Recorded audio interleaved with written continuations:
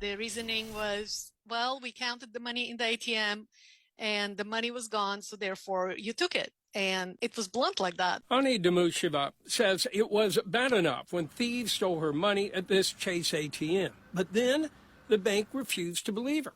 They told me, there's nothing more we can do for you, Ms. Demushiva. Have we answered all your questions? And I'm like, no. And they just pretty much said, you don't have any proof of these claims. The same thing happened to Joey Malarkey. Thieves at the same ATM stole $1,700 from his account. Chase told him he must have taken the money himself. I spent hours on the phone trying to talk to supervisors to get them to just look at the video, and they said, no. Joey and Ani are among the latest to report scammers had swindled them at this ATM.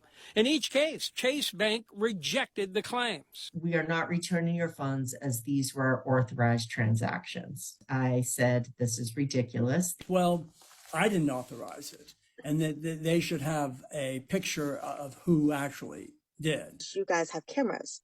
And she was kind of just adamantly like, well, you have to prove it wasn't you. Under the law, under EFTA, it's actually the bank's burden to prove that the transaction was authorized. The problem here is the bank is not complying with its responsibilities.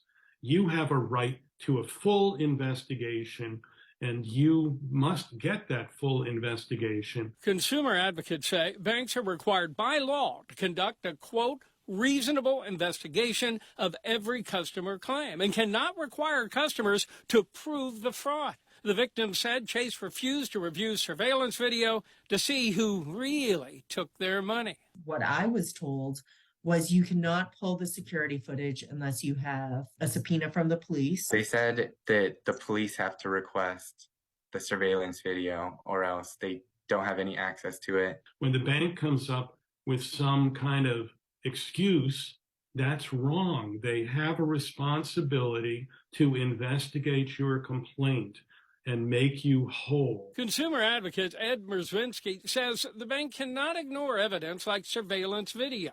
And customers said the branch manager knew about the scam. They put glue in the card reader of the ATM machines, so you can't use your cards. And when the card reader didn't work, a stranger offered help. The guy who was there, he says, oh, you have to tap your card. I usually don't use the tap, but I was like, okay, I guess I'll use the tap. So I just tapped my phone and pulled out the $40.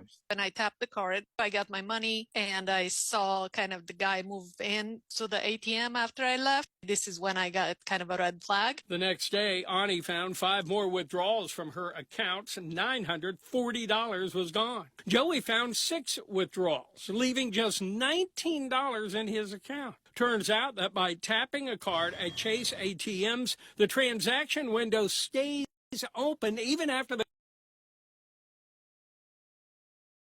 cash comes out. If the customer